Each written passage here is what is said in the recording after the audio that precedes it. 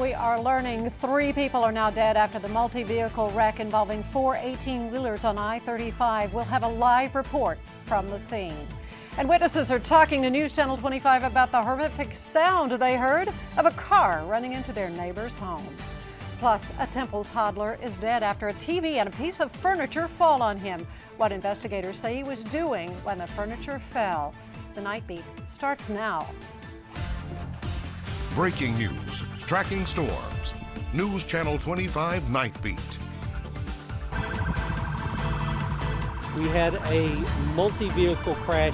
Boom, sound like bombs going off. Look, there's fire! It was a bad wreck. So whenever see stuff like this over here, I feel sorry for these people. That's what I can say. 3 people are confirmed dead in this fiery wreck on Interstate 35 in Waco. Thanks for joining us on the Night Beat. I'm Ann Harder, filling in for Mackenzie Henderson. News Channel 25 Seth Kovar joins us now live from the scene of today's horrific, deadly crash at I-35 and Valley Mills Drive. Now, Seth, what's happening out there tonight? Well, Ann, Interstate 35 headed north is still closed here at Valley Mills Drive, just like it has been since around 2:15 when that wreck happened. After the wreck happened, emergency workers here at the scene had a long to-do list. First, they had to put out a fire that the wreck caused. Then they had to start gathering evidence. And after that, it was the grim task of recovering bodies. And now what they're doing right now, collecting tons of debris left behind. But it sounded like a bomb went off. Still, Mark McDaniel, who was working nearby, went running towards the ominous sound. When he reached the wreck sites, he saw a man on fire. And then, explosions. I was trying to help them, but when it got to the point where you couldn't help them, you just had to turn around and leave and watch them die. And he wasn't the only one. But for hours, emergency workers didn't know how many victims they had. The wreckage was just so mangled. But even in that mangled mass of metal, what Waco police call a miracle. There is a passenger vehicle that is under a semi-truck that was occupied by 2 male individuals. They're okay. They have been transported to the hospital to be treated, but they're okay. Salvador Flores was working on the roof of the former Elite Cafe about a football field away when 2 cars and 4 18-wheelers wrecked. He and a co-worker recorded video and then ran to help, but the flames were just too much. I don't know, man. I feel like, I want to run to them and try to help these people, but at the same time, I don't know, man. That was crazy. That was really crazy.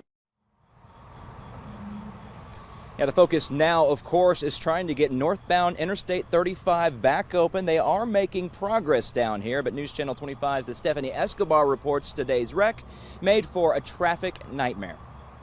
A fatal fiery crash shut down both sides of Interstate 35 in Waco for many hours on Tuesday afternoon. You could look either way on I-35 and you just had cars just back up for miles. The traffic was being diverted off of the interstate to some roads like US 77.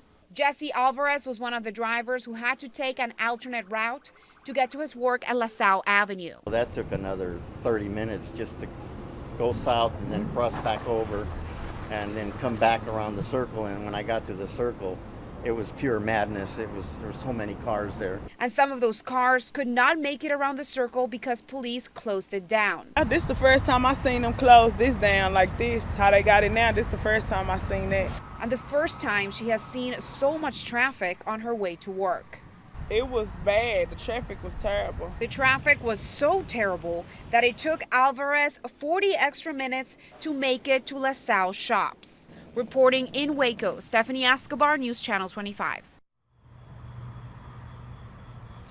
And of course, right now, the work on 35 continues. They are making progress. The latest estimate is that midnight they might have the main lanes back open, and they certainly have made a lot of progress since I was out here around 7 o'clock tonight. Now, one more traffic note we want to pass along to you. The overpass that takes you from Valley Mills to northbound Interstate 35, that's going to remain closed for now. It may have been damaged because of the fire from the wreck. Chunks of concrete were falling from it today. The Texas Department of Transportation is aware. They had engineers out here, and they're going to have an expert come out tomorrow to check things out. Reporting live in Waco, Seth Kovar, News Channel 25. Thank you, Seth. Now, we're told traffic was backed up all the way to Bruceville Eddy, and we can show you some drone video of the miles of traffic back up after that fiery collision.